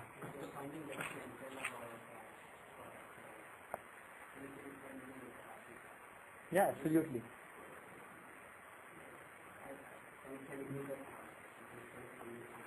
Yeah, I can. But the best would be read the classics. Read what Parashara gave. Read Dr. Raman's book, How to Get the Horoscope. If somebody is born in Aries Lagna, what are the facial features? What are the body features?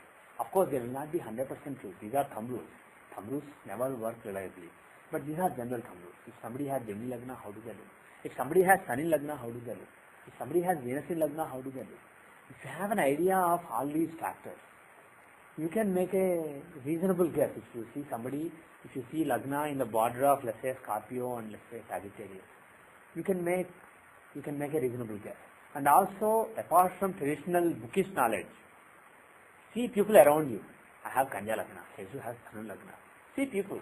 If you know 20 people with each Lagna, and 20 people with one planet in Lagna, suppose you know 20 people who have Sun in Lagna, 20 people who have Moon in Lagna. You can't express it in words, but you can get that understanding. You can get that expectation, and then that can help you. So you should definitely do that. The Lagna in the Rashi chart definitely has something to do with the facial features of a person. Suppose, let's say, somebody I know has Capricorn Lagna. According to Shastra, can somebody describe a Capricorn Lagna person? Usually they have bigger teeth. I mean, you can think in terms of symbology. Capricorn, the Sanskrit term for Capricorn is Makara, means a crocodile. So, it's not that that person looks like a crocodile, but there will be some similarities. That's why it's called crocodile. The sign is called crocodile. Like that, there are some symbologies. And if you see, I know several Capricorn people who have big teeth, and couple of them even have teeth that are really protruding. And if you see Aries Lagna people, what is the standard feature, special features or body features that are given in classics? Aries Lagna. Anybody? You don't know? Aggressive is not body feature. It's an attitude. What? Mesha, ram. What? Okay, good. What else? Usually Aries Lagna people are supposed to have big heads, round and big heads. But again, it may not be 100% true, but I do know several Aries people. For example, one Chinese guy came to me long back. This was several years back. One of my colleagues at the company I used to work. He was born in China, and the way they record their birthdays and birth times is actually very interesting. He didn't know his date, English date. He knew his Chinese date. And he had to convert that into English date. And he used some software. Then he thought that he made a mistake. He corrected it. So it was a big iterative process. At the end of it, he gave me a date, but I was not comfortable with it.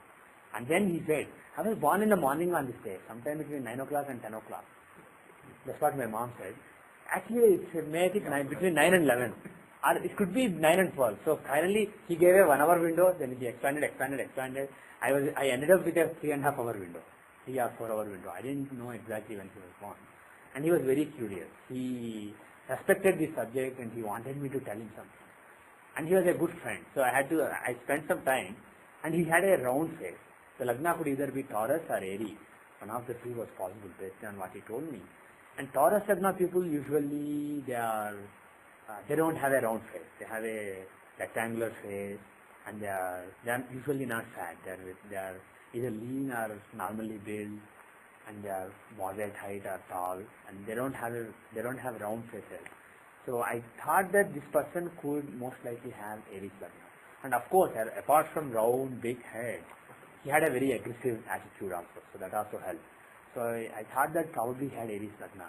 Then I looked at when he got married, and then I figured out Navamsha.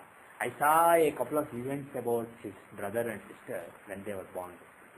So based on when his brother and sister were born, I rectified the Draikana. So I did various things based on his career, based on his education. I rectified various original charts.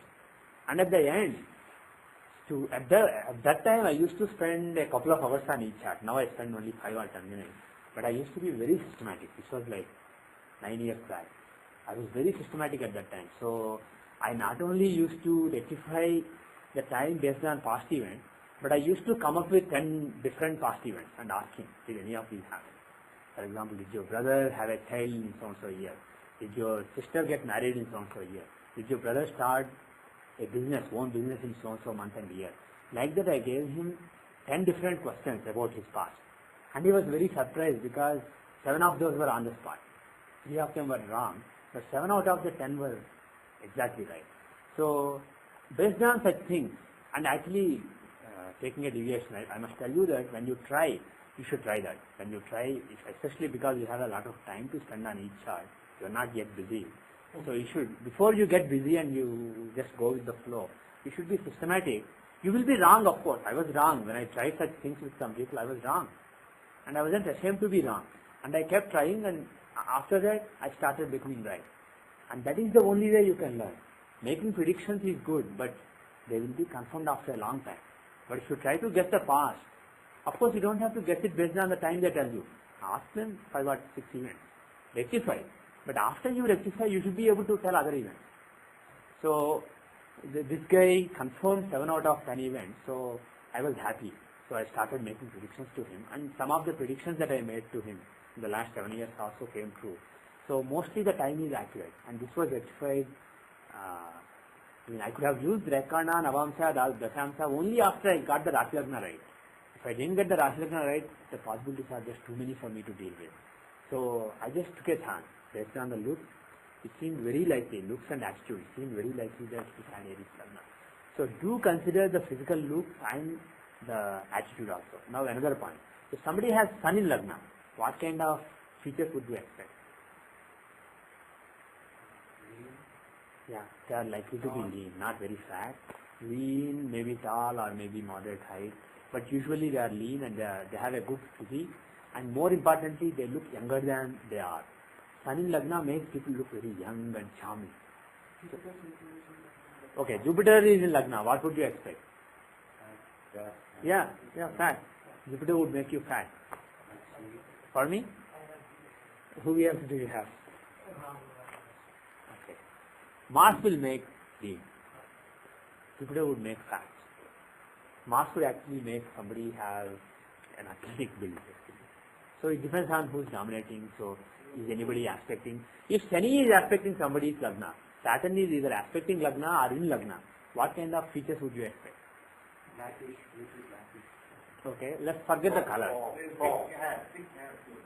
Yeah, okay. His point is thick hair because Saturn is the Karka for hair. Not only thick hair, such people are likely to have a lot of body hair. If Saturn is associated with Lagna, either aspects Lagna or is with Lagna Lord or aspect Lagna Lord or is in Lagna, you would expect a lot of body hair in such people. Saturn is the Karaka for hair. For example, this was even before last 10 years. This was when I was a child, not child, but when I was a teenager. I was helping my father with charts. My father was seeing the charts of people who would come to him. I used to basically learn along with him. So during the summer when I was home, I think maybe 16 or 17 or 18 at that time. So I saw the chart of a girl. I didn't even know that it was a girl. I just saw the chart. I saw Saturn aspecting Lagna from the 7th house. I asked, does this person have a lot of body hair? The person who came was embarrassed and he said, yeah, actually my daughter has a lot of hair. So sometimes, it can be embarrassing to talk about these things, but you can take notice. If somebody has Saturn influence on Lagna, there will be a lot of body hair. If somebody has Mars, yes. Similarly, Sun is in the Lagna, let's say, person will be born Likely because of the heat, because a lot of pitta in the body. Sun or Mars are in Lagna, there is a lot of heat in the body, a lot of pitta. So because of it, there is a chance of becoming Bal. But I know people who have Sun in Lagna but are not Bal. But that is the normal tendency. Again, sorry. To early Christmas and all that, no, but Yeah. It's not necessary. It's not necessary. It depends on the strength of Saturn. It depends on various things. But overall, that is what you would say. Sun is in Lagna. You would, first of all, the main criterion is Sun in Lagna. They look very charming and they look younger than they are. How old are you? You look younger than that. I'm saying it to prove my point. Actually, you do. So usually that's the combination. If Mars is in Lagna, again lot of pitta in the body, lot of heat in the body, and aggressive attitude, and not on actually you don't look aggressive at all. Maybe people are shifted. But if Mars has an influence on Lagna, usually they are very aggressive, go-getter kind of people, and they are also lean and tall. Mars would make people lean and tall, and he is supposed to give reddish color, reddish complexion. And if Venus is in Lagna, what would you expect? Pardon me?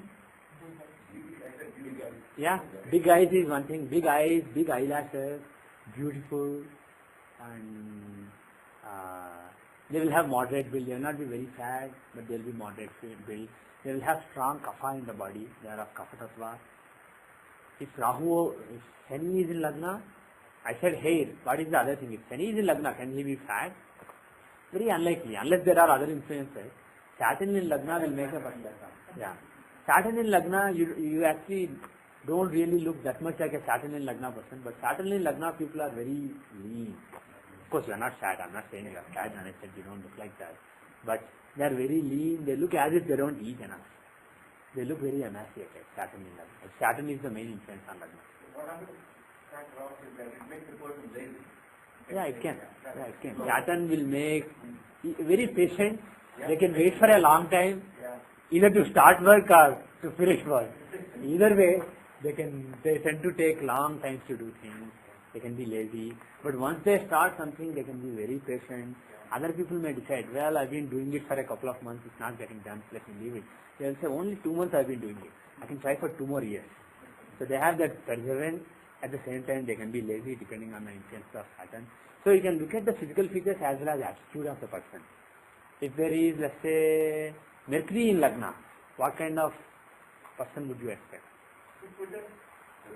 Quick-witted, yes. The attitude will be very smart, funny, witty. And then in terms of physical look, what would Mercury make somebody? Yeah.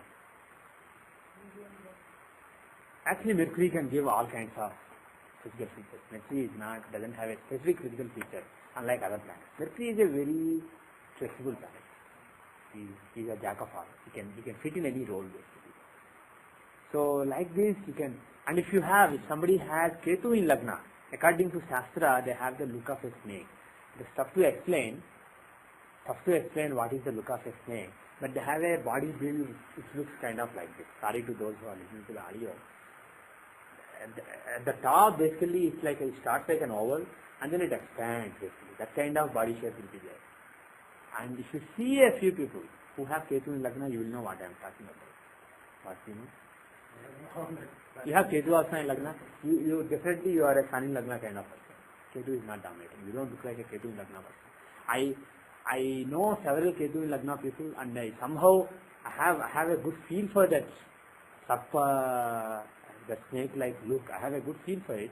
I have a knack for guessing it. I stumbled. A couple of people I guessed. I saw them. I guess this person has Ketu in Lagna, and they indeed had Ketu in Lagna. So Ketu in Lagna would make the people spiritual. They will be spiritual. They would be a little bit eccentric. They may be, not necessarily, but they can be a little bit eccentric. They will be spiritual. They will be religious, and they may also look like that snake-like look that I mentioned.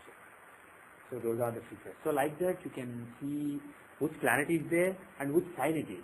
Suppose Cancer is Lagna, what would you expect? Forget the look, attitude. What attitude would you expect if Cancer is in Lagna? Yeah? Not only compassionate, they expect compassion from people. They are very sensitive.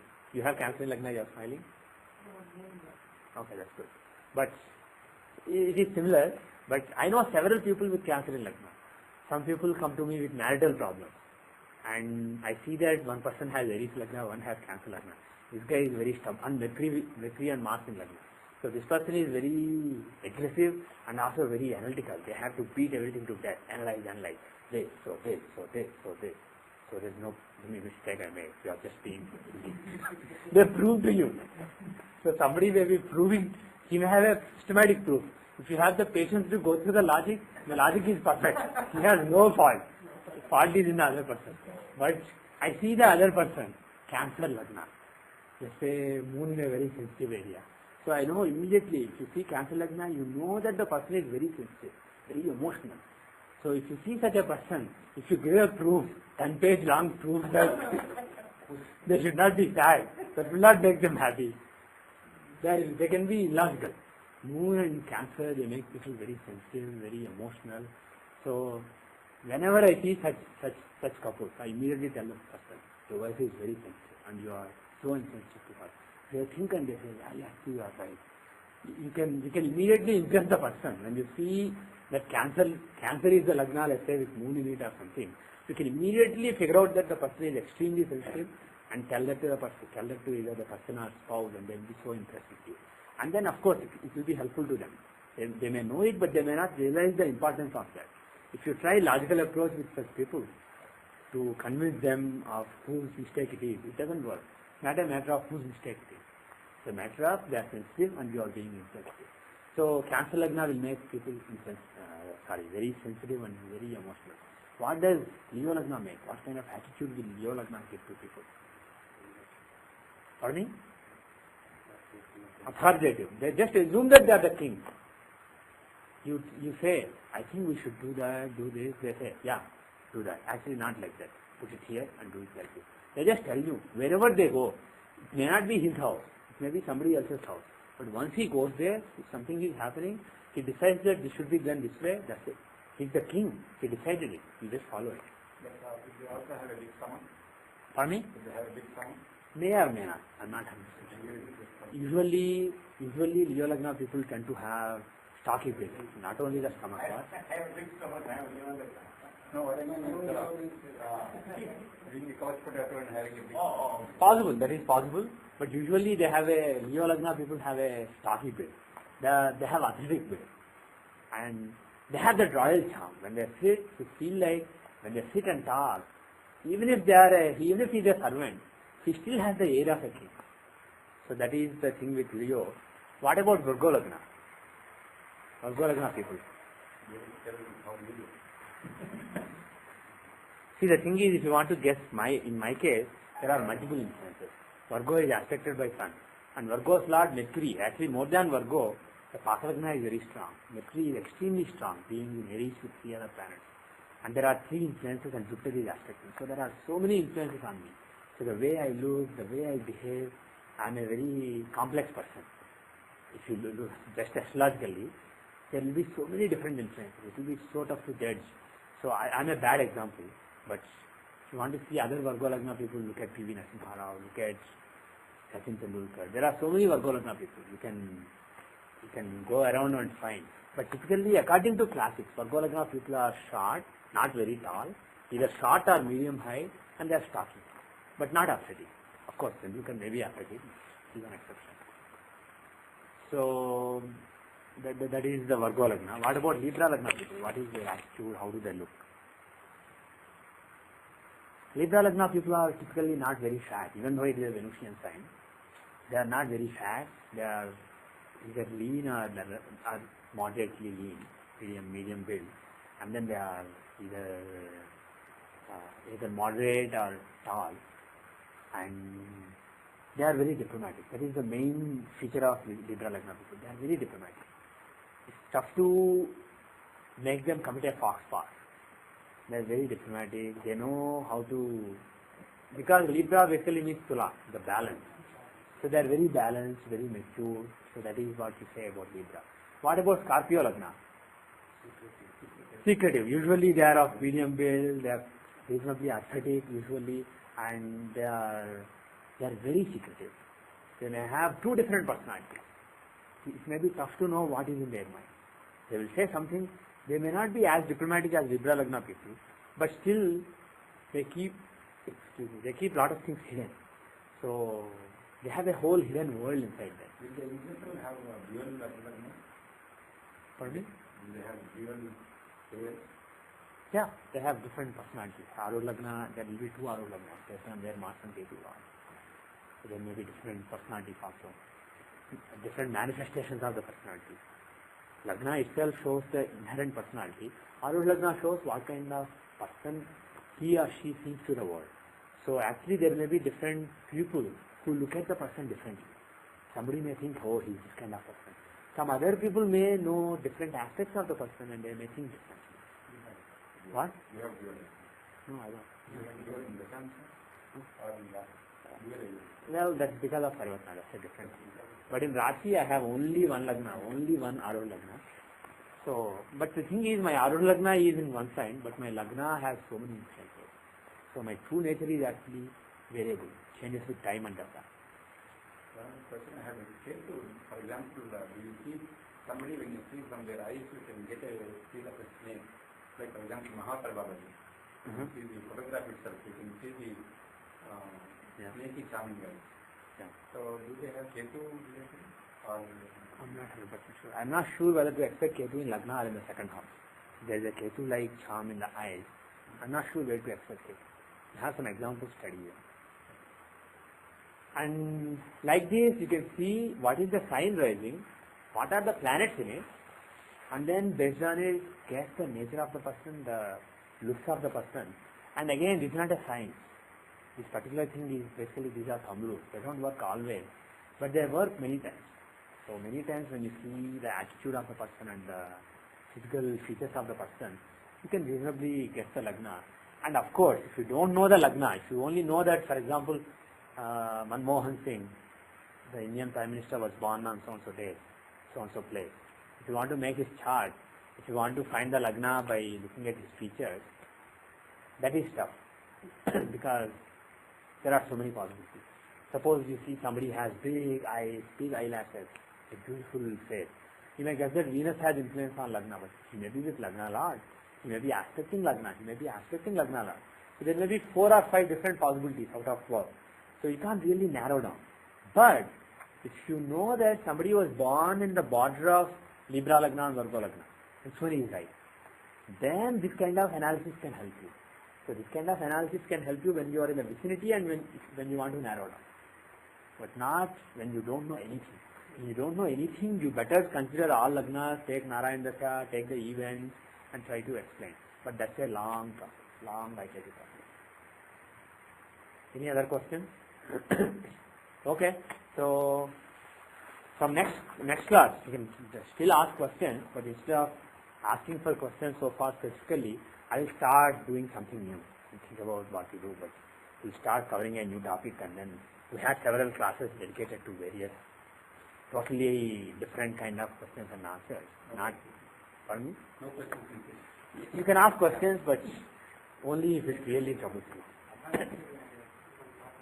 Yes?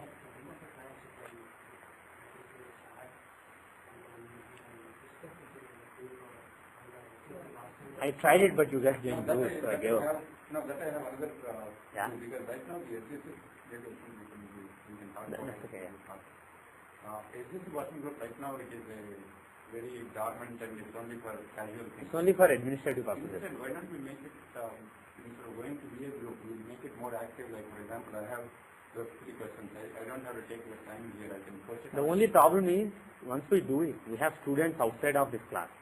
And so many people want to join the list. No, It will become like very astrology. no, right now we are restricted, nobody. Yeah, but the reason for restricting was, see, you guys are here, so you are important to me. But there are people in other places. They are also equally important. And by restricting those people from the SSC Boston group, we are not really helping the study. And so far, we have been using this group only for administrative purposes. So we had a reason to keep it off limits for other people. Because the intention I was having was we pose this question that we Yeah. have this within this group. Yeah. So that time that you don't have to spend with Okay. somebody else within the class knows the answer, you don't have to spend the time on the following. Okay. Or we can just send an email to our group. Okay, what I suggest is, how about this? So we will make SJC Boston Yahoo group, not only a group for administrative purposes like there is a class today, there is no class today, there is a Satyanarayana lesson like that. Not only for administrative purposes, but we will also start having discussions there, and at the end of every class I will give you a homework. And then you will use that group to basically discuss the homework. But then what I would suggest is, make it open, because I want other people also to participate in it, but I don't want it to become like Vedic Astrology Yahoo group, where everybody free for all. So open it to others, but they can't post, they can only read. So if you guys are discussing something, you come to a conclusion, those guys can benefit from it. Because some of the conclusions that we make in the Yahoo group may be an assumption. We may be assuming them in the next class. And people who are listening to the audio have the chance to be up to date. But don't give them the chance to post. So make anybody, give the ability to anybody to participate in the group, to read the group. You can do that. Group, you want to close it, you cannot open it or modify it, you have to create a new group. Okay, I see. You completely closed it now. I think you can. And you can. Are you sure? Okay. I see. You made it an invitation only Yahoo group. Correct. I see. So in order to make it open, change the mode to post on read only. Yeah. Then you have to create a new group and then. Okay. Okay, that can be done. Think of a good name and do it. And then we will close this. We will use that group and only you guys can post. And other guys, somebody may know the answer and he may be eager to speak, but we are sorry. Because if we let, we can't let just one or two people. If we let, we'll have to let all the people who are listening to the audio. I don't know how many are there, but there could be hundreds. At least 10 or about 60, 70 people. Yeah. So if all those people start posting, finally it will become like Vedic Astrology.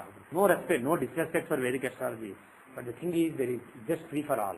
And then it's tough to control. What is a lot of repetition? Lot of repetition, yeah. So let us make it a focus group for these people. Others can access it, read it. So the new group, I checked on the name, but it will be Vedic Astro at yahoo.group.com. What? Vedic Astro at yahoo.group.com. It is not taken. It is not taken, yeah.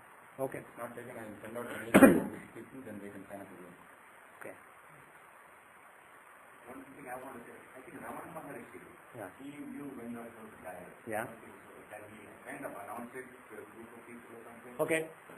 Just If that is the case, you would expect Jupiter's influence on the third from Arudha. There should be some Sattvic influence. So Sattvic influence will show that is not happening in pain or suffering or suddenly. Something that's known and meditated upon. So let's see Ramana Maharshi. This is Ramana Maharshi's chart, right? Natal chart, yeah. So if you see the Arudha Lagna, it's in Capricorn. The third from Arudha Lagna will show what kind of death. The circumstances of death are shown by the third from Arudha Lagna. The intelligence behind it is from the Lord of it. So if you see the third from Arudha Lagna, it's a Sattvic sign Pisces. And is it associated with Jupiter? Yes. Is Jupiter in that house?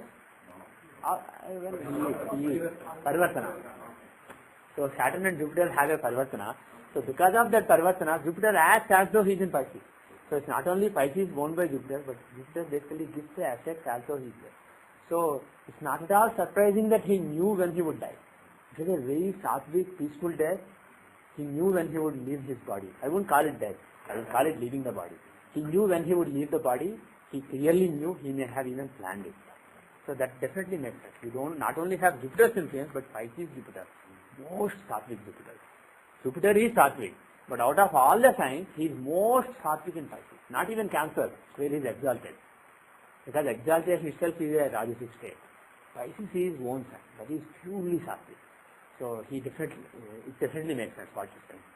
You were going to say something, Palani? Suppose you say that maybe it is related to water. Yeah. And the Samadhi being near associated to Well, Pisces, the planet would show the intelligence behind it.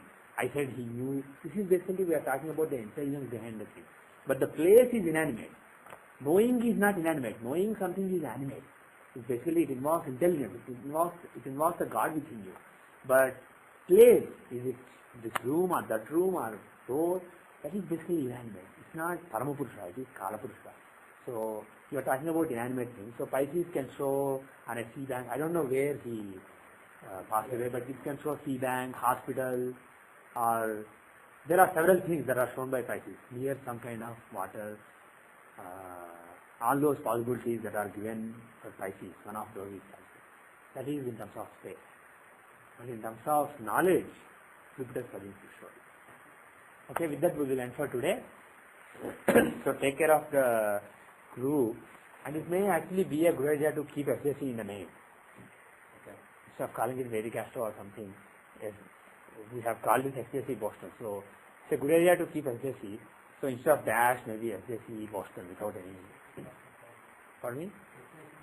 No. Then the Yahoo group name will sound intimidating.